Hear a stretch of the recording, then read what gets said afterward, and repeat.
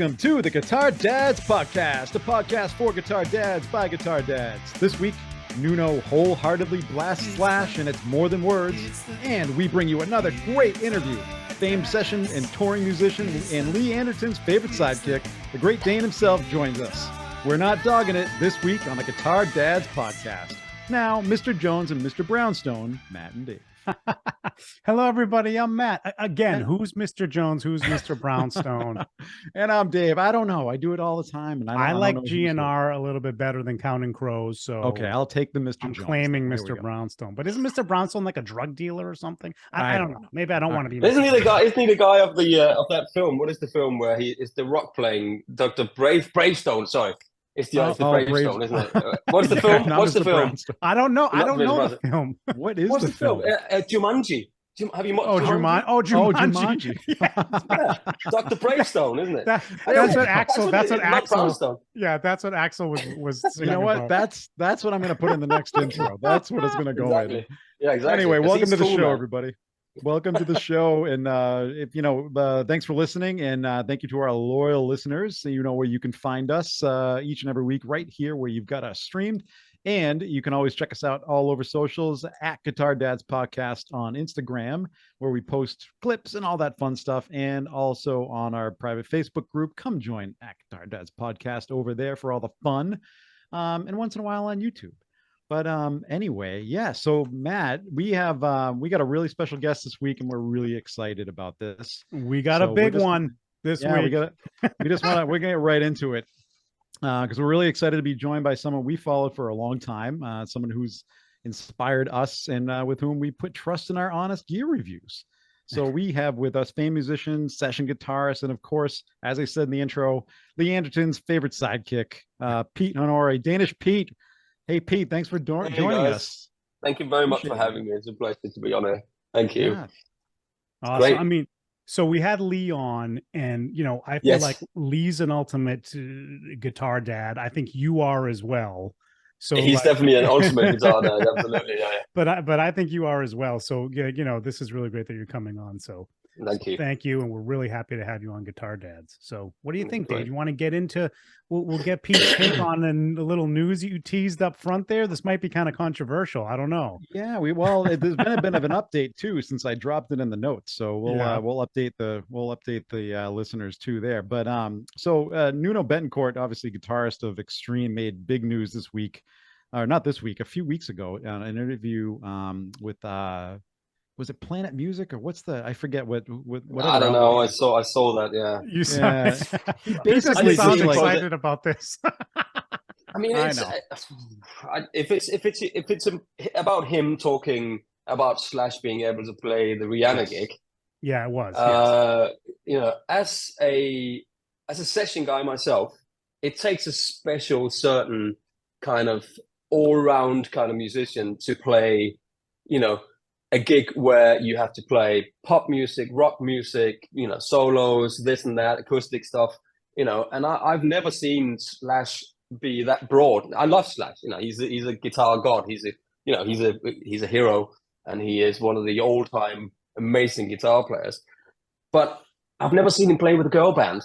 You know what I mean? So, and to I me, think you'd be right. Our boy band. And to me, I think I get what Nuno is saying, that he, when you go in, you're much more of in a session musician, in a session guitar player's frame of mind when you go in to play with somebody like Rihanna. You're not the guitar player. You're not Slash out of Guns N' Roses. You're not that person. You are there to play the guitar, and you're there to do a job, and you're there to play all the different bits and pieces that is on the album.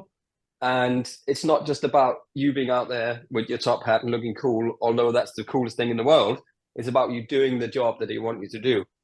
And I kind of agree, maybe Slash is not the right guy for that. I'm not saying he couldn't do it. That's not what I'm saying. And I don't think that's what Nuno said.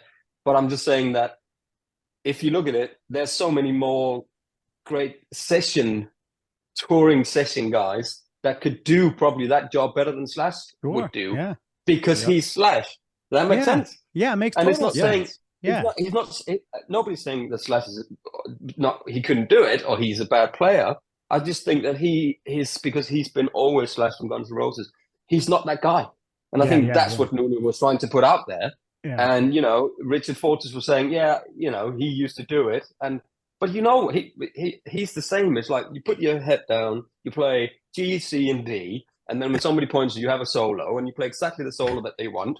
And if you play too much, if they look around, the artists look around at you, you're like, you never do that again, you know, to keep your job. And you're hired gun. You know, this is what I've done for 30 years of my life, you know. Yeah. And you wear a dark suit and you stay in the dark. And then once somebody points at you, you get your 2 minutes and out you go. You know, but I understand. I get what Nuno means. Yeah, I get it too. I don't understand the whole why was that? Why is that even a thing? Yeah, this is just saying that because right? the way because of the way he said it, and he recently he also walked some of this stuff back and apologized, and kind of did say what you just said, Pete. It's like there's some, and I think a lot of people don't understand. They listen to their favorite music and they don't understand how many session guys are on their favorite album. No. They think it's like something like Tim Pierce. The band. Yeah, exactly. It's like Tim Pierce, for instance. He's played on hundreds and hundreds, maybe thousands, maybe even more. Records that you've heard or songs you've heard, but you never think it was him. But he knows exactly what to play, when to play it, not overplay it, turn up on time, be a nice guy, be able to get on with everybody, and that's 80% of the job. At the end of the day, the last tour I did, there was 17 people in the band. And it was all, it's huge. And they're all from different countries. They're all from different, just different people. And you have to be able to get on with everyone. And if you can't get on with people that are not your normal, people, you won't get the gig again. It's very important, I think, in a when you're on a tour and you're traveling around, that you can get on with people like that. And then, you just do the job that they ask you to do. You're not, unless of course you're hired there to be Slash, where you go out, I want you to be, this is what I want you to do. Then you go out and you do your thing, but even then you still do what that's the job. You got, if somebody hires you to come and build you a new kitchen, you're not going to go in and go, I think this is much better when you bang something up, and then this is not what I wanted. I wanted this, yeah, but you want this is much better. It's like, that's not what I wanted. That's not what I wanted. Yeah, that's exactly. Right. So in that respect, it's you're just a contract that you're just hired to do a job. Yeah, with what they tell them. Oh, go and do your own thing. Yeah. You know what this reminds me of, that's Pete? My opinion. No, I think that's dead on. You know what this reminds me of, Pete, is when Eddie Van Halen played on Beat It. And then everybody just assumed that he played the entire song, but it was really just the solo, and Steve Lukather played the rest of it, right? And everybody just assumes like, oh, Eddie played on Beat It. It's like he came in to do his solo, and they said, be Eddie Van Halen for this solo. Right. The rest of it isn't really very, very Eddie Van Halen, and it takes a special player like Lukather to do it, So he's the ultimate. He's the ultimate guy. He could play Rihanna with the in the nighttime with his, he could absolutely do it, because that's what he does. Yeah. But he can also be himself, because he is just amazing. Such an inspiring, amazing musician, and a guy that he's got. It's a personality that it's like a son. Yeah. And I love that about him. I love that about him. It's like, I don't care, man. I don't care. This is me. You get me. And if you don't want that, then get somebody else. Yeah. But I do understand what Nuno said. I get what Nuno said. Slash is not the right guy for that gig. He could do it, yes, but he's not the right guy, because he.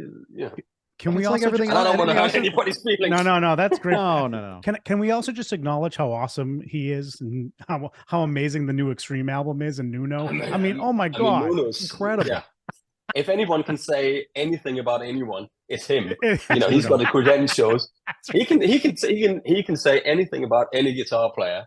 He's in his 50s now, and he's still absolutely incredible. And he was, when I was 15, 16, we were all going, oh my God. Yeah. So. He's still out there doing it, and he's still amazing. Absolutely phenomenal, and I dare say he's better than Slash, but that's just my opinion. Well, technically it's probably true, right? I mean, what's best? Yeah. What does that mean? What does that mean? What does that mean? You can have amazing feel, time, tone, or you can be technically incredible.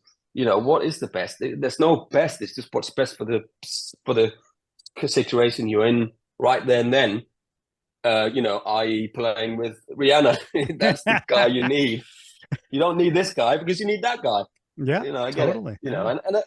But I do enjoy these little cues. When people go, you say that. Well, you can. And at the end of the day, we all love each other. Well, you can tell we love good these podcasting. I was going to say we love these feuds for the pod. Yeah, exactly. But that's everybody does. Everybody's like, oh my god, did you see that? Oh my god, did you see? I just see what Nuno. I'm like, oh my god. Sometimes you almost feel like, are these manufactured in a way, just so because right now, I mean, obviously, like Extreme's getting a lot of press for their new record and everything else, but. And and GNR obviously has been killing it for the last bunch of years back on tour. Yeah. So and they've been back on tour, in the UK. And Lee went to see them in Hyde Park, and Yeah, Lee was talking about it. Yeah, I don't know if it's manufactured or not. I don't think it is. I think it just gets taken out of context at some point. Somebody says something, and he puts something up there, and then he's not the. And probably what he meant was exactly what I said. Yeah, yeah. That you need a session guy to do a as I said, a boy band or a girl band, playing with whoever it might be. That's your thing, man. That's it. Hold that and then do that. Just hold it there and make sure that's you don't have to do anything else. And then, unless they tell you to move it over there, and then that's what you do. Yeah. But it's you have to be very what is it called, like focused, and because it can be. To play 150, 80, 200 gigs or whatever, doing the same thing every single night, you have to be quite, so disciplined to do it. I think that's a great segue, because we want to learn about you, Pete. We want like the Pete origin story, and you did a lot of that. I mean, you talk about this from experience of exactly that.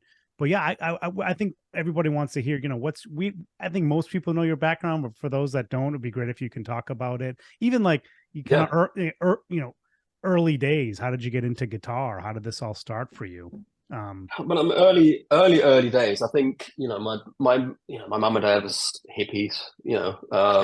Grew up in a commune. With three families. Oh wow! Okay. Just putting up. It was. This is back in the 70s.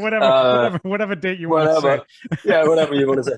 But so they were there with some friends, and there was kids around, and they played music, and there was music and guitars and stuff. And I think when I grew up and was a bit older, I went to this sort of, it was like a private school started by parents who thought that they needed something a little bit different from the everyday normal school in Denmark, which was kind of down, like very, very, maybe very Christian and very focused in one direction. And they kind of wanted it more focused in what do the children want? Let them do what they, believe in what they believe and what they feel. And do you want to be a guitar player? Do you want to be an artist? Do you want to be a mathematic? Whatever. So they put this school together, and I went there, and it was all about kids first. And I remember being, I don't know, 11, we were at this camp, and there was a guitar sitting, and I picked it up, and one of the parents came in. It was like a parents student teachers camp. There was only 50 children in this whole school. It's tiny. And I just started playing a bit, and the guy comes, oh, do you want to learn some? Oh, there's a G, and I was like, yeah, that's cool. And that's how it started for me. And he was good friends with my parents. He then said to my parents, oh, I think Pete's got some talent for playing guitar. Can I teach him? Give him lessons. Yeah, fine. So I went to him and got some lessons, and that's kind of how it started. But I think it was all, and then the school was very open to giving. I got the keys for the music room, and they were like, here you go. If you want to go and play after school, or in the recess or whatever, go and play drums, play guitar. That's what you want to do. Where other other kids got for the art room. You can go and paint and do whatever. So it's very sort of hippie, that kind of early 80s sort of, let's the kids be kids, yeah. And I think it really, it helps let kids be kids, or children be children, and let them search out what they sort of are good at, because I think everybody is born with something that they're good at, but I think schools tend to maybe grab them and then go, you have to do this now. Yeah. And I don't want to do that. I'm not good at this, but everybody has to do this. And it's like a factory, one side and out the other side. And then all of a sudden you're 18 years old and you go, but I used to really draw. I used to draw a lot, you know. You always have a friend who was really good at drawing when you were 10, 11. And now he's not interested anymore. And I think you lose that kind of initial talent that maybe you were born with or something. Where I think, luckily, the school I went to was more aimed at let's just, instead of having him over here, let's hurt him in the right direction, you know. Yeah. He likes that. Why don't you do that? Why do you do that? You know? And I think that helped a lot. Yeah. Isn't that interesting? Like, that's what, like, as parents, isn't that what we really try to do all the time? Like, we don't try to force things on kids, but we try to, you know, encourage when we see interest, but don't push too hard. I mean, it's such a balance, but it sounded like it worked incredibly well for you. So, well, you know, that's what we do here. You know, I got 3 kids, you know, I got 3 girls, almost 16, almost 15 and 8. And, you know, we're never on their backs about homework or doing well at school or doing, you know, we try to encourage them to do the things that they want to do and be supportive. But, you know, I've never had a go at them if they haven't done the homework and you hear when I'm outside, or, you know, because I want them to do whatever they want to do. And I don't want to be the you know, because there's no winning that battle at the end of the day. You know, you can't do this or you can't do that. Then they go, I'm going to go and do that then because you tell me I can't do it. And my parents were the same, you know, with drugs and alcohol or whatever. It was more or less of a, you know, you have to go through that as a teenager. You have to do this. You have to have sex. You have to do these things, and it's all normal and natural. It's a part of you know. It's a part of life. And if you try to stop it, then you're going to get the battle. And if you are supportive and go, listen, I'd rather if you have to do that, either you do it here first time, or you go and do it. You make sure you got some friends around you that are, you know, that can help you if something goes wrong. Blah blah blah. Okay. Yeah. No. Totally. Yeah. I love it. I think maybe it's just a Danish. You know, Denmark is a very small country. It's very, you know, it's always been very easygoing. And my parents, as I said, grew up was very sort of, yes, if you're happy, if you want to do music, you can do that. You know, if you want to go to school, you can do that. If you're happy, if you're happy, that's most important for us, that you do what you want. We don't want you to do what we want, because then you're not going to be happy. Yeah. You know, and you're not going to put in full. You're not going to go in full with it. You know, because you're going to be, oh my god, I have to go and do this again. All I want to go is to go and play guitar. So that's what you did. You kind of went all in. You went to school for music, right? Is that right? Or I went to school for music. So, you know, I did when I was 16. I guess you call it like college when you're 16. Is that what you call it? So I applied for that, and I applied for music school. You know, you go to a thing, and you go to you know, you sit there in front of the educators or whatever, and you do your thing.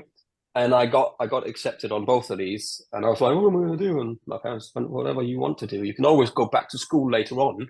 If it's music you want to do right now, you should do that. So I did that. So I was 16 when I went to this music academy, conservatory kind of thing. Probably a little bit too young, you know, because when you're 16 and you're playing guitar, all you want to do is play guitar and go out and meet girls. It's that kind of thing.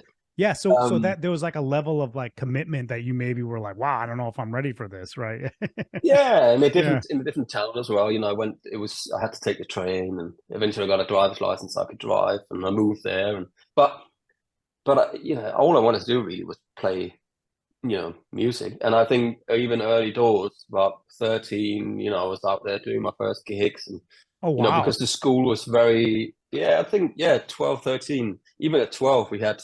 Because the school, we had these morning meetings, and every Tuesday and Thursday, we would have, actually every morning, I seem to remember, we would have this sing-along, and you just get up and play, and everybody was singing and you were playing. So it's very supportive in that way. And then there was other kids playing, and we kind of had bands. And, you know, at 13 or 14, I was doing gigs at the local pub, you know, with two of my friends. And, you know, we were playing all the claps and, you know, cocaine, and, you know, we were playing, you know, The Answer My Friend is blowing in the wind. All the stuff that we heard of my dad's. That's impressive. albums. I'm so impressed because a lot of us, especially around here, I mean, you do hear about, like Joe Bonamassa was playing clubs when he was 13, but like most of us didn't really do that until we were like college age, like 18 plus, even 21 plus. And I think you hear those stories. It's awesome. Yeah. I think in America, because you can't even go in if there's, if you're under, you have to, I remember being at NAMM and we had somebody with us who was like 20 and we had to wait to go into a restaurant. They couldn't even wait in the bar. I'm like, what? They don't even want to drink anything. They just want to wait in the bar. Where we were 14, 15. Yeah. We were just, come on in, guys, man. We sit around with all these old dudes and we were playing blues, Albert Collins and, I'm not drunk, I'm just drinking. But, so high. And we're like 15 years old. It's a great song. So cool. That's a great song, by the way. Yeah, it's a great song, isn't it? I ain't drunk. I'm just drinking. I'm just drinking.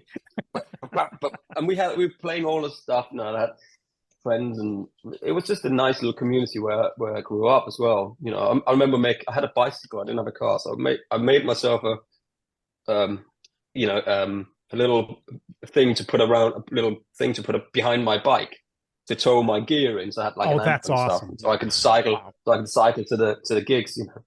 That's amazing. And it was all we made like 20 quid or whatever. We all split it out, and it was only because we loved it and we had fun. And it was I always had jobs on the side of that, so it was just to go and play music with your friends, Yeah. And my dad always used to drive us everywhere, put the stuff in the back of the car and take us out and drive us there. So that was really, really supportive. I think also all their friends and everything they were really, hey, it's all cool, Yeah, they were very supportive of it. Your son is playing guitar. They're all very supportive of it, Yeah, that's really nice. Yeah, so I think that's definitely helped in the early days. Absolutely. So then so did you get into like playing professionally right after you got out of school, or did that take some time? How did you get into being a professional player? So I lived where my parents, and then I moved to another town where the school was, the music school. And then I thought I need to, if I want to do anything with this, I have to go to Copenhagen. So, I packed the car up, put my mattress in the car, couple of guitars, and one of my friends just said, I've got a place you can stay. So I just went to Copenhagen I just went, okay. And I just drove over there, And then literally the next day of me dropping my mattress in the room, how I go, mattress in the room, sleep on the floor, that sort of meme. If you ever started over, this is what it is. I was literally there. So I went to play at this little pop thing, and the next day with my friend, and then I literally got the gigs next day. People were just, hey, can we call and give you a gig? And it was really organic and really, it seemed really easy. I'm probably really lucky to be in the right place at the right time with the right people. And I played this little club, Monday Night Music Club, every Monday for years, and met some really cool people and just met some musicians that would work with sort of bigger Danish artists. Yeah. So I did some bigger Danish artist stuff like pop stars and some boy bands and that kind of stuff. And then what happened, I think, I did lots of gigs. It was just continuously. I was basically here all the time, which was really cool. Just taking it all in, when you're 18, 19 or whatever. Oh yeah. That kind of age. And then I think in 2002 maybe, I was working in this internet company in a call center, and there was sitting next to this guy whose cousin was a singer in this band who just got the single for the first Big Brother in Denmark. He had written this thing, completely random. And he's like, yeah, they need a guitar player, and all really random. And I was like, yeah, I'll speak to my cousin. And she was like, yeah, we need a guitar player to do some stuff. Turned out the tour manager of that group was also the tour manager of Aqua. Anyway, so I'm doing this stuff with these Angelina and DJ Encore, which they were called, and they had this big hit for the Big Brother house, you know, in Denmark. Yeah. And we went to America, did some stuff, and then this guy Alex, who was the tour manager, we did the thing, came back, and he was like, "Oh, I've got this guy over. He's producing some stuff he's this English drummer. He's producing some stuff for Aqua and Rene Diff from Aqua and other people. He needs a guitar player. Can you go and do that?" I was like, "Yeah, of course, good." So I went to see him. Turns out that he was a drummer, Gary Wallace, big sort of drummer, drummed with, you know, everyone's Pink Floyd as a percussion player for ages, and we got on really well. And at the same time, there's a German guy come up from Germany. We all sort of ended up in Copenhagen doing stuff. And anyway, I said to Gary that, you know, if you ever need anybody to come to the UK and need some guitars, I'll come over, do it. You know, that kind of, you know, as you do. Yeah. And he was like, yeah, absolutely. And then I'm doing this Madonna tribute band somewhere, setting my gear up, get a phone call from Gary going, "Hey, I've got a gig in the UK. Do you want to come do it?" I'm like, "Yeah, I've got." What is it? You know, I was Tom Jones at the Brit Awards 2003. He's got this, you know, lifetime achievement award. Do you want to come and do it? Okay, yeah, that's how it started. You know, right. And that was kind of how the first initial kind of, you know, the where I got the big break, if you can call it that. Before then, you know, considering what I've done, it was still big breaks, it was still festivals, it was still big gigs in Denmark. Yeah, it sounded like it. Yeah. Stuff. So, but I, you know, of course, when somebody goes, "Tom Jones," you know, you're like, "What?" And I didn't believe him. You know, I didn't believe him at all. It's like, "Yeah, fine, yeah," because he was a bit of a joker. And, you know, put the phone down. He's like, "Yeah, I'll send you an email." You know, I was like, "Yeah, fine." So I did my gig, packed my stuff down, drove home, and right there was an email. And next thing I know, I'm in this music bank rehearsal room in London, and the guy goes, "Hey, I'm Neil. I'm your guitar tech. Where's your guitars?" And I'm like going, "This is just incredible, you know, brass section, 5 amazing brass players, percussion, Geordie Lynn Scott, like, you know, the big players." And I'm going, what is happening? And then that was it, basically. Gary called me back to do lots of different stuff after then, and we just had a really nice relationship. And that was the beginning of it. And then it just took off with lots of tours. And, you know, I think being the right place at the right time, being able to, you know, socialize with the right people, and of course you have to be able to play.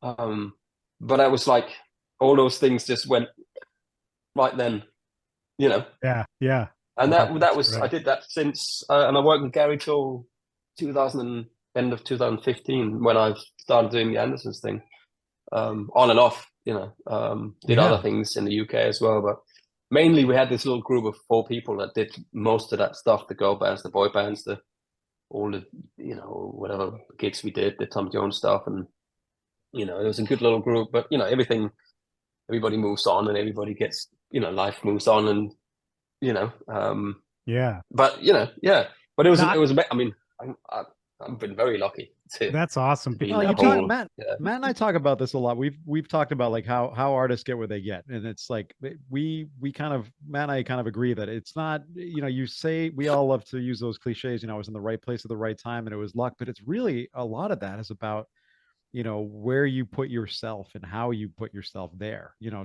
to have those kinds of things. You got to get yourself in those situations, you know. 100%, you know. And I think, you know, one of the things about, if you say yes to as much as you can in the beginning, you know, then hopefully that will get you to where you want to go, you know. And then just be out there, you know. There's, you know, I know now, looking back, there was no Instagram or Facebook, anything like that. It was all about being at the jam nights in Copenhagen. Every Monday, I was there. Every Monday, I was playing, singing, doing songs, meeting people. And then there was some other couple of jams we went to, but the main one was like every Monday night music club. Awesome. And I was there every Monday, and I had jobs, you know, I was working in the kindergarten, had to get up next morning at 5 o'clock.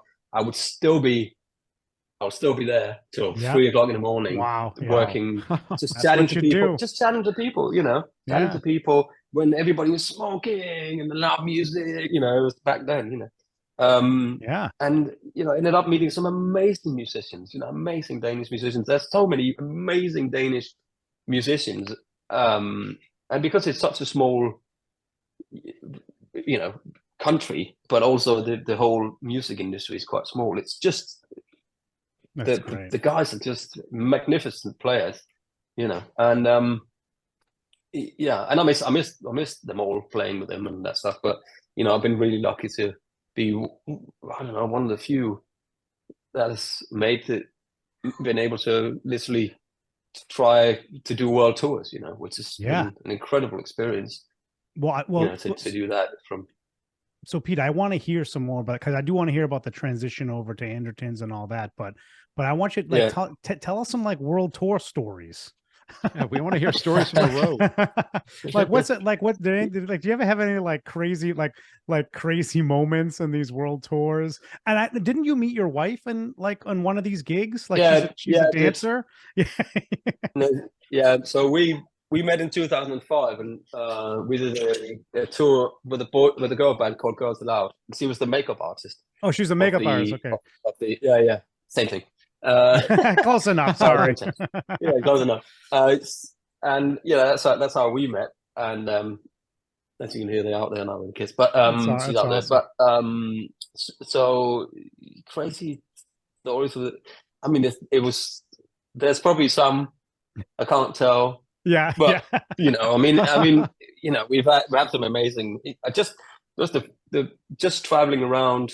We did with Tom Jones, for instance. We did a month in Las Vegas at the MGM Grand Hollywood Theater, which was an amazing experience to be able to play. Wow. In that theater, where if you watch any films, and you will see that little theater there, and we did a month there, which is and playing with him is mind blowing that you are going but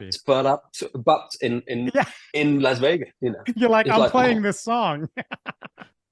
It's just, I'm like, what am I doing here? What's going on? But we played some amazing places in Mexico on a beach with 150,000 people. Played. I mean, just seeing the world, is such a privilege to be able to travel around and be able to travel and see most of the countries. Yeah, it's a hell of a way to travel and see the world, Yeah, I'm thinking back of it. There's so much stuff that's been happening, not a lot. Oh, sorry, Pete, go ahead. Sorry, go on. No, go on. No, go on. No, I was going to say, I hear a lot of podcasts with guitarists. I don't know if anybody asks this. When you're on a world tour with a big time artist, how does the gear work? Do you basically say any gear you want, they come up with it, and you got a tech that sets it all up for you? Or how does that in my mind, I feel like you sit there and you send an email to the tech and you're like, and I want this, and I want this, and I want this, and just do it. Is that how does it work? That's basically how it works. You got your gear, and that you use on the production rehearsals or whatever. And then either it gets shipped around the world with you. I remember when we did the Tom thing, it turned out that when we did the UK tour, it turned out that when we went to America, it was actually cheaper to buy my amps in America and then use them for that whole American leg than it was to ship mine over. So they just bought whatever gear I had, and then I just had pedal boards and guitars with me. And then when we went to Asia and Australia and all that stuff, then it was all higher gear, which is, if Kemper had been a thing, I think I might have, or something like that would have been it would have been that good back then. Okay. I could have imagined me using that because, you turn up we did a vineyard tour in Australia and a vineyard tour in New Zealand.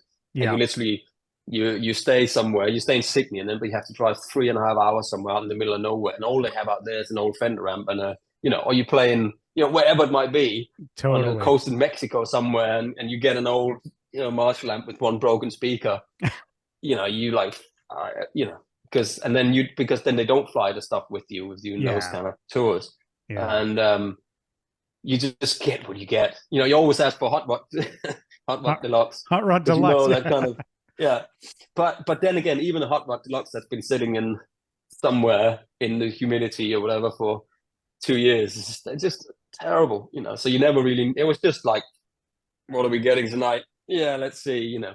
And a lot of it, there's no sound check, so you just turn up, even on those, you know, you just go in and you know, you have your tech, and they'll make sure that it all works, but you don't really know what it's going to sound like. So, you know, in those situations, having, you know, I'm not a big, everything has its place, you know, like Kempers and, you know, QCs now and the Helix and all that stuff.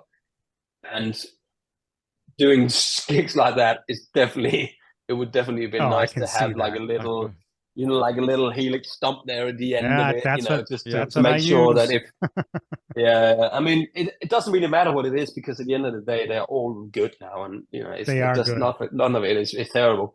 And you're in ears anyway, and nobody really cares. Out there, it's just you that it's just for your own, like, oh, that's right, your rock, because otherwise I can't play exactly as a, yeah, but you know what, you play 150 gigs, and if you don't know how exactly to play that by now, then you know, come on, you know, I get that you, I understand that you want the inspiration from an amp, and I love using an amp here in my room as well, you know, and in the videos, it is definitely a more inspiring thing to do. But it absolutely depends on the gig, you know, because I just, but yeah, so many, I mean, I've had many really cool nights with Tom, for instance, and, you know, when he's just at a hotel and the bar's closed up to 4 o'clock in the morning, and we're drinking, and he's telling stories about the old days, Las Vegas. Oh, man. We all complaining about, oh, I'm so tired, we've done 6 gigs in a row, and he's like, yeah, I used to do 2 gigs a day here. Know. Wow. Yeah. Back in the day, you know, and he'd do them months and months with his residency, and you know, and so many amazing memories. You know, just standing behind him when he's singing Thunderball at the end, Thunderball, and you know, you're going, what am I doing? You know, we did a gig, we did 200 anniversary of Guinness in Ireland. So they flew us. We were somewhere, I can't remember where we were. I think we were like in Norway, Finland, and they flew us up to Dublin. We played at the Guinness factory, and then we went out to do a secret pub gig with Tom in this little pub, and nobody knew we were there. We just, you know, all of a sudden we just in the corner, and then I think there's some clips on YouTube where we filmed it, and we just start, but I mean, like, what's going on here? You know, like one of those happenings, you know, and they've planted loads of really big artists around Dublin everywhere. And that was probably one of the coolest gigs I've ever done with him, just a pub gig. Wow. That's so sounds so cool. It's so crazy. It's just, crazy, you know, crazy gigs. Just, you know, looking back on it, it's just been really, really an amazing experience. Like, God, it's almost like a dream. You're looking back, you're thinking, did I do that? Did I play 2 nights in Berlin Olympic Stadium? Did I do that? You know that kind of things where you go, really? Yeah, I did. Because then you see a picture, you go, oh, I can't remember. Oh my God, yes, I did that. I did. You know, because everything, life happens, and and you got your pedal board there and all that stuff, you know, and you got, you know, there's DVDs and all sorts of stuff from it all. It's been a really cool experience, I must admit, you know. That's pretty amazing. And I you know, I would love to do more, but I think I'm at a point now where I can go, you know, I'd rather, if something really cool comes along, I would love to do it, but otherwise I'm really happy with what we're doing now, you know, because touring is not for the older gentleman, for the dad. It's not for the dads. It can be really difficult. It's not for the guitar dads. Well, it is, but it's not. It is, but it's not, because you know, as I mentioned before we started, when I remember, you know, going back to that story, I was in Düsseldorf on the last tour I did, in a hotel room, and we were doing this tour with an artist called Helena Fischer. She's massive in Germany. And we had a production rehearsal before this stadium tour we start. And they were so cool. And there was 250 people on this tour. And they would move because we were having a baby at that point, and they sort of moved the whole thing for a week so we can see if we can have the baby. And then see, it was late, and then I had to go on the tour.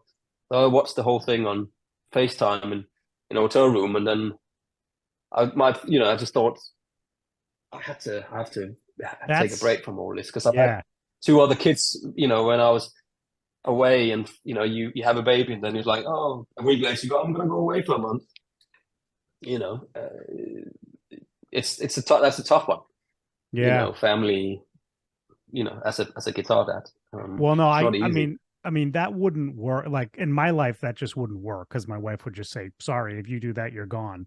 But you're a professional musician, so it's different. But you know what I say to my wife all the time? I quote the Journey song. I say, loving a music man ain't always what it's supposed to be.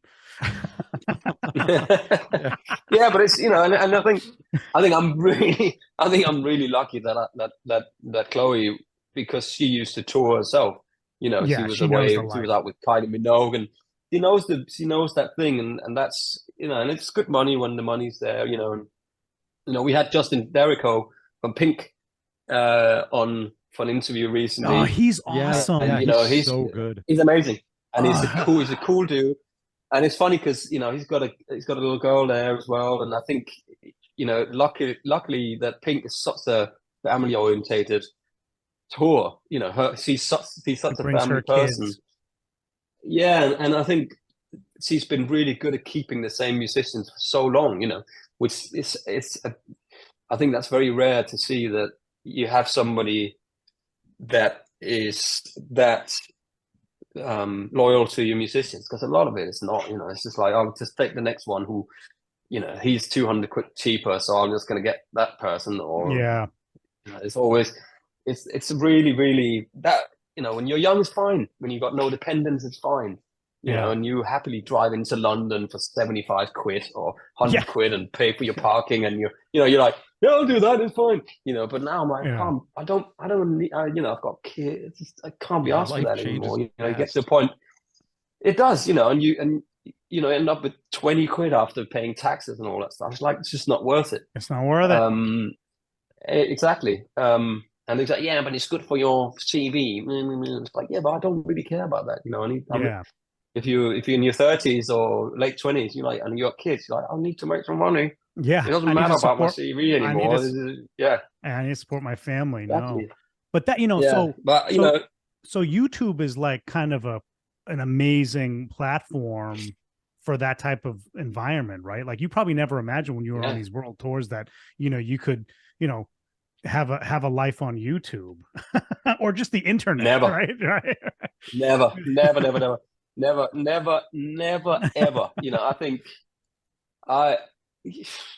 Instagram and all that stuff came along. I went on it and it was a little bit like, oh, what is all of this stuff? And I think now it's, for musicians, it's a must. I think making a living if you want to make a living off being a musician, just being on tour constantly is really difficult as a musician. There's not enough work to go around. Oh, okay. You're lucky if you get.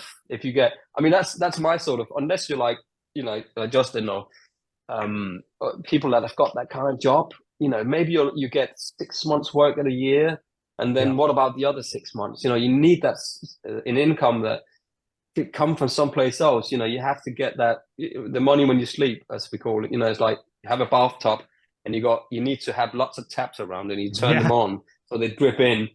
Hence people are having signature products now and all that stuff. But I think YouTube has opened that up for musicians for tuition. Instagram have opened up a lot for musicians that are touring but needs a little bit extra work, because otherwise you have to. I know some people that are too proud to go and do like, why couldn't you be an Uber driver when you need a bit of money? No, I've just done a gig in front of 50,000 people. Yeah, but you know what? Your kids still have to eat. Yeah, that's right. They still have to. I've never been too proud to do that. I would have been ready if it came to that to do that. Where I've known people that are too. I'm a musician. I'm not gonna. Which I understand that. I get the sentiment of, and the proudness of that whole thing. You know what I mean? That you are Oh, that totally. is your thing, and you want to do that, and that's fine if you don't have dependents. If you don't have stuff, people you need to look after. But at the end of the day, you need to. You're the breadwinner or whatever. It's really difficult to make a living out of being a session musician. Unless you are one of the only ones who does all of the session work on all the big albums. Like Tim Pierce. But even Tim Pierce, with him and all his stuff, he still does the YouTube thing. It's a great thing. It's difficult. It's super hard work. I can testify to that. I mean, the many nights I've slept on that floor that you see in that studio, try to get things done. Oh, I can imagine. So talk to us a little bit about the Andertons gig, because it's just that's how most people know you. And I mean, it's just so. I just want to say off the bat, we talked to Lee about this. There's a chemistry that's happening on that screen that is just amazing, and you're, of course, a major part of that. And you guys are just so entertaining to watch. Like, most of those videos, I laugh. Like Dave and I are kind of like goofy here on this show, and and we we kind of and we kind of we take that as an inspiration, like you guys, like just like in like the stupid things, right? It's like like Lee I remember you guys used to do a thing like you'd put the mug down and there's a smashing noise, like stuff, stuff like that. But also just the chemistry between you guys, and it looks like you're genuinely having a good time when you're doing it. We are, and I think that's the really important thing is that I think we don't put on a persona. I mean, we are exactly how we are in the videos as we are off camera. That's I think the people who does the whole, I'm going to put on my YouTube face now and then I'm going to be this YouTube personality that people, and I think people will like, and sometimes they do, but I think the most popular and successful YouTubers are the ones that are just themselves. That's and eventually they'll find, the people will find them. It's not like they're going to go and find the people. It's like, I'm going to do me. I know people say it all the time, you do you. But I really believe that's the thing. I've always been like I am. I'm not changed since I was 21. And I don't intend to change. I've always been goofy and, all the innuendos. I've always been like this.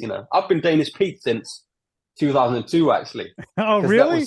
Okay. That was that was when I started with Gary and the guys. They called me Danish Pete. Oh, okay. So it's always been a thing. It was never. I was Pete from Denmark, and they called me Danish Pete. So that since 2003, I think I've been Danish Pete. So, which is people don't really know that. I was actually a musician when I toured thing, with the guys. But I think the YouTube thing, Rob and Lee, absolutely, you have to give us Rob Chapman, whether you like him or not. He's a genuinely super nice and generous and lovely guy. He's Rob. He's just out with the fairies a lot of the time, and he does things and but he is really, really generally lovely. You have to just, he's just Rob Chapman, but the way he started that, calling around everybody in the UK going, I've got a YouTube channel, I think this is going to be the new thing, and we're going to do all this stuff. And then Lee going, oh, look, he's got some subscribers. Oh, this last video got. And I think that thing that they started back then, of course, have carried on into the what when I came on board in 2015, because there was the YouTube channel, and it only had like 30,000 subscribers. It was all something on like that. Right? It was all on. It was all on Rob's channel. Yeah, Lee told us the whole. They had. Lee told us the whole story. For the listeners, go back and listen. If you want the full history of the Andertons channel, go back and listen to the Lee Anderton podcast. Yeah, and that's how the whole thing started.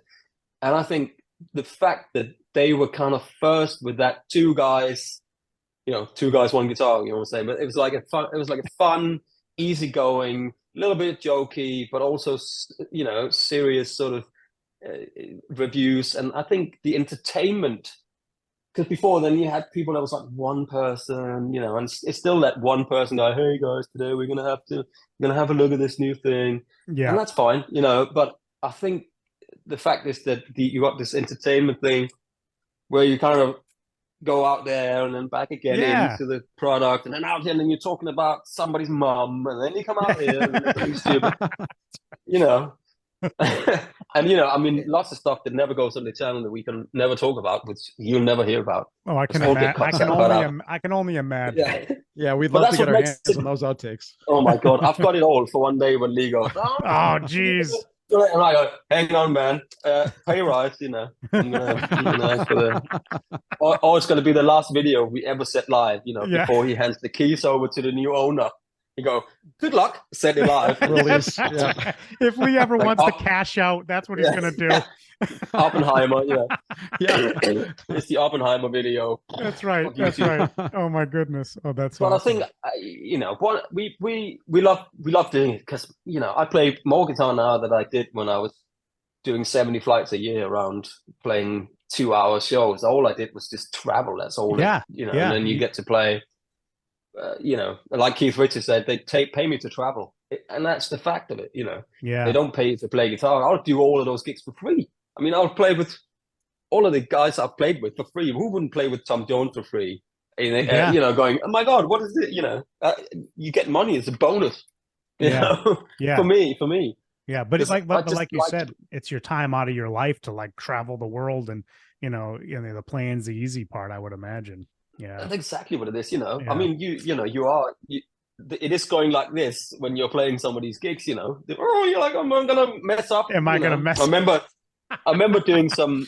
You know, I played with a band called Evo, which was it's like a pop rock act, and it was opera singers. Those are like Simon the guy, Cowell. like the boys. They're like 3 like younger guys. Yeah, no, they were. I think there were 4 or 5 guys, and it was put 4 or together 5 by guys. Simon Cowell. Yeah, I've Simon seen Cowell them. put them Incredible. together. Yeah. And it's all opera. You know, one is Italian, one is Swiss, and what they had all these. And one is American.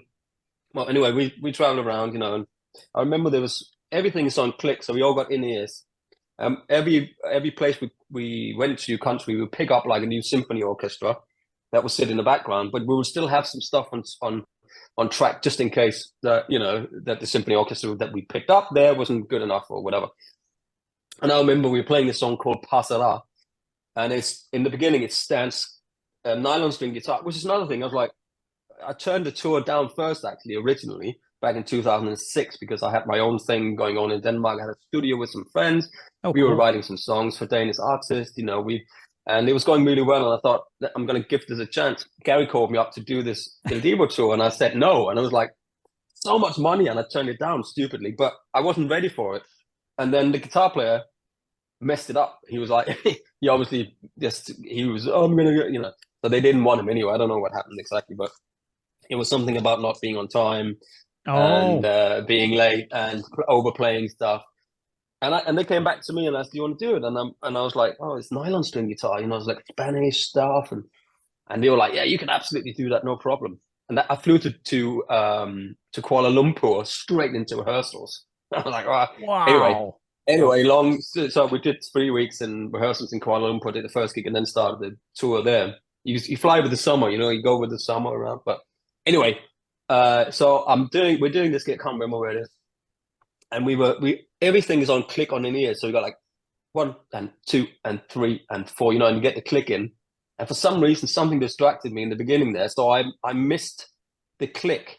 So I was a bar ahead on the whole thing. So I'm playing, and then I'm playing, and they're singing. But then at some point, we got the whole symphony orchestra coming in, where I'm going like rap, but of course it's a bar early or something. I can't remember. It's 2 bars early, and the whole thing just goes whoa, and I'm playing. Oh my god! And they were the wrong place, and I'm the wrong place, and stuff like that is, you know, you only do that one time.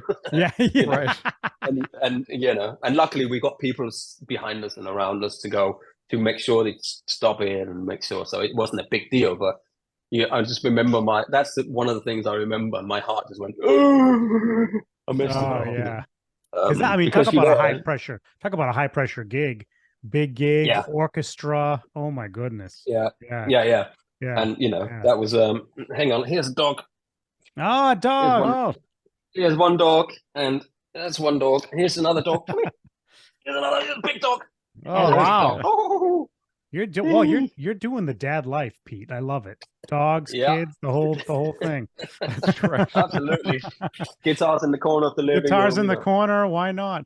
You know what? Well, we you know, need to get to guitars. We definitely I want to. I told you I was. Sorry, I told you when you let me loose, man. When you. Sorry, Dave. I Go told ahead. you I was. Go ahead. But should we bring that to the Patreon episode? No. I think for the you want to talk about those now? Yeah, I think Let's for the talk main about those episode, I want to hear a little bit about Pete, because Pete, you know, this YouTube thing has spurred all this gear kind of revolving around you, and you've become like this kind of like, I don't know, like this linchpin for gear, and especially if it's purple, which we love. But you have like the Squire, was it the Squire? Were they classic vibes? Whatever they were, the Squire Tellys. You had those. You have the Victory stuff, and you have another one coming out with Chapman, which is big news. Do you want to talk about that a little bit? Your new signature guitar from Chapman. Yeah, absolutely. I mean, we've got. I mean, that whole purple thing went completely nuts. You know, if we just circle back to that, I don't even know what happens. I mean, for my birthday, if you want to hear that story, I don't know if you've probably heard that story before, but no, go ahead. I was in the shop. I was looking for the Telecaster. You know, I love guitars. You know. And when I started working at Anderson's, of course, you get to play all these amazing guitars all the time. I'm really lucky. And I was, you know, I had some Telecasters that I used for tours, like some standard American stuff. But I wanted to have like a really nice custom shop, because I played these amazing guitars in the videos. And then, of course, couldn't afford it. Even then, they were, you know, expensive. But now they're like crazy expensive. Anyway, it's like $5.5 grand now. It's not. Anyway, it's crazy. Anyway. So I'm walking in the shop one day, and somebody goes, "Hey, Pete, you like Prince?" Hey, I was like, "Oh, there's this secondhand purple Telecaster that's come in. You just go and check it out." And it's lying in there. Pick it up. It's like, this is just the guitar. I just need this guitar. It's so great.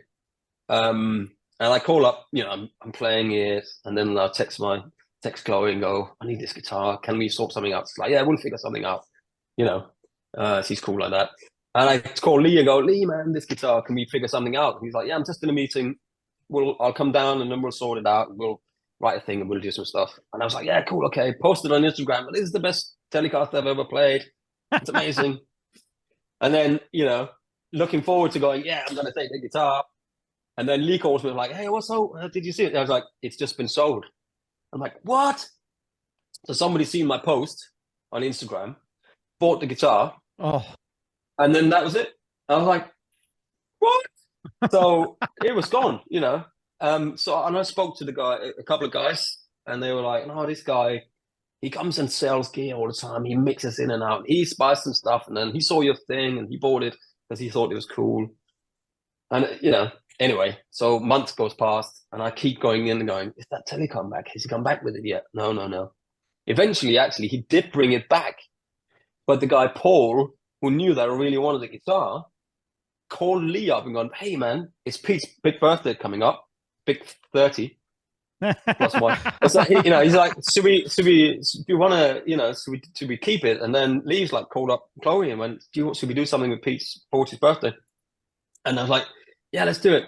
So they took it in and put it in Lee's office, and it must have sat there for 3 or 4 months. I don't know, something like that. Whoa. And I've been up to his, I went up to his office for meetings, and there's the guitar sitting in the case, like literally over there, and I'm sitting on a chair, and we're having conversations about YouTube stuff without me knowing, thinking this guitar's just gone. You're like, "Oh, that's sad." You kept thinking about it. Anyway, so on my birthday, you know, the kids bring this guitar case up, and I thought, they just packed loads of presents in it, and I open up, and there's lots of presents, whatever.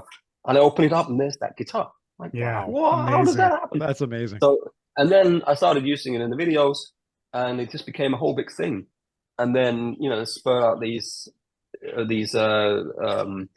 Squire Bullets, which was the first initial copy the Bullet. Yeah, we made the Bullet, and we did 250 of those in a week. Yeah, and they were gone. Like, we're gone. And then we need more, and then we got another 250, and they were gone. And then so I think we did 650 of those, and Lee was like, don't want to do anymore, and they all went like immediately. Amazing. And I signed like 400 scratch plate for the first one or something. Wow. You know, whereas I'm like, why am I doing this? Why am I signing this? It was all sort of fresh. I couldn't understand, because, you know, I just wanted that job that would pay me some money. I never did it because I want to be famous, you know, or an influencer, which I don't like those things, but it is, I can see that it is what it is now, you know. Yeah, but, it is what it is. Yeah, and the whole purple thing just went completely nuts. Everything, you know, like, let's do this purple, you know.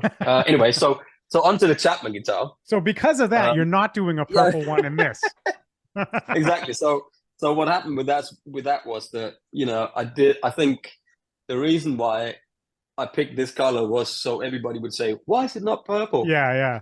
No, when we unveiled it, and that's it's this color is an old Porsche color. Okay. That looks so cool. I love old Porsche colors. It's called Bahama Yellow. Bahama Yellow. Yeah. So if you go on the Porsche website, you know, like I do, and just, you know, when you spec up yourself a 911 Turbo S, you know, and dream yourself away. If you go into paint by sample, you get into the colors that they used to use back in the day. So you got all the old original Porsche colors from way back when, and all these colors are in here. So I just really like that color. Yeah. So, and you know, it's a great looking color. So look, I'm just going to describe it to the listeners. So if you haven't heard about this, I mean, it is a telly shape, but it's definitely got it definitely has a lot of kind of, I don't know if you call them upgrades. I would call them upgrades. It's got the belly cup. It's got like some so it's got a belly carve. It's got, so, you know, it's always difficult to make, you know, a telly. It's just it's Fender Leo he just nailed it, you know, first off the bat there, you know. But so, you know, it's who needs a signature guitar these days, you know? But everybody has one, and everybody has a signature pedal, everybody has a signature guitar, everybody has a signature amp. And I've always felt a little bit funny with it all. It's like, oh God, I don't need all this, because I don't really feel like I'm very Danish in that respect. You know what I mean? That it's that I don't deserve that, I don't deserve this. But I think maybe that's a Danish thing. But as we spoke about before, I guess you have to make you know, money when you sleep, when you're musicians and all that stuff. But you do, So what we did, and I think working with the Chapman guys is that they said you can do whatever you want, you know, and other brands won't let you do whatever you want, you know. There we go. You want a signature guitar? Okay, this is the shape, and it's going to be purple, yes. And then that would be it basically. So with this, I chose to have a little bit of a different belly carve, or put a belly carve on it, and then give it this kind of, it's almost like an ST kind of carve around the top. So it's not cool. It's just a slightly different from, say, a normal contour on an arm, you know, on an armrest. It's just a little bit, I think it's a little bit cooler. It is cool. Sort of something to it. And then the Chapman, they've always had this kind of little on what is it called, this lower horn, this sort of PRS-y type, not the PRS. That's so they've right. always used that. They've always had that, and I really like that. And then of course this one is a bolt on, which Chapman never is. It's a reverse headstock. Reverse cool. Now what is that? Is that a maple neck, or am I looking at like a tiger maple neck? That's a slightly flamed maple. Flamed maple neck. With the rosewood board, and then I've got my Monty's pickups in here, and then it's just really standard. The scratch plate was my daughter who designed that. Really, it's really cool. That is a unique, you know, telly scratch plate. I like it a lot. It's very cool. Yeah. It's for the listeners out there, I just want to let you know, if you guys want to see what this thing looks like, go over to Instagram at Guitar Dads Podcast and over to Facebook at Guitar Dads Podcast. We'll post the entire portion of this video so you guys can check it out. If Pete says it's okay. Yeah, absolutely. You can do that. No, it looks great, Pete. Yeah, it's just, you know, and just putting some different tuners on here, you know, make them a little bit old school. It's just like nice, and it's turned out really, really well. Yeah, it's turned out really well, and the neck is sort of a slightly fatter V, so it's a little bit more like my purple. Actually, it's exactly like my purple Telecaster, because it's really it's modeled after that. Very good. Because it's, you know, so you can, I think, because we also we asked Fender to make the purple Telecaster in a custom shop version. But because the purple Telecaster was made for Frankfurt Messe in 2013 or 14, and I'm not sure exactly the specs of it. I think it's all a bit of an enigma. It's kind of, we've talked to Fender about it, and they're not quite sure what the neck profile is, and geez, it's all a bit of a mystery, that guitar. So we just decided, this is what it is. So that's the thing. It's kind of a 60. It's kind of a. I mean, it's funny because this one here is like a 53, and it's closer to that. So okay, so it's thicker. It's slightly thicker than a normal 65. But it's not a U shape. It's not like a 50s neck. It's sort of in between kind of thing. Not a baseball bat. It's not a baseball bat. Not at all. Okay, yeah. Not at all. But people will go, if you used to like a modern seat, they'll go, oh, this is quite substantial. But it's not really, once you get to play it, And it's that's really great, Pete. Yeah. So hopefully, we've got some made in the UK. There'll be, I think there's 15 coming initially. Great. Okay, so colors. That's happening. So that'll be, so there's so they're making it's PJD who are making 15 of them initially, I think, and then they're going to be made in India. There's a factory in India. Oh, okay. Which it's a really great factory. The stuff that they've done for Chapman so far is absolutely amazing. I think I'm not so into where guitars are made and stuff, but I know that it's a much less busy factory. They're all, it's really easy to communicate with them. Trevor Wilkinson actually has got something to do with that factory as well. Oh, really? So, okay. Yeah. All right, wow. He makes they make some kit. What is the factory called? Harmony, I think it's called Harmony, and they make some really, really good stuff. And so it's easy to communicate with them. You can call them up, and it's almost the same time zone as the UK. So it's not like you have to wait and to get it, and then so we got some prototypes coming in, and the ones they've done so far is amazing. Nailed the colors and everything. Oh, that's it's really great. cool. Dark rosewood, and of course it's India, so you got the Indian rosewood there, right there. It's going to be an older body. Yeah, I think, and then it's really exciting to see where it's going to, and that's going to be under $1,000.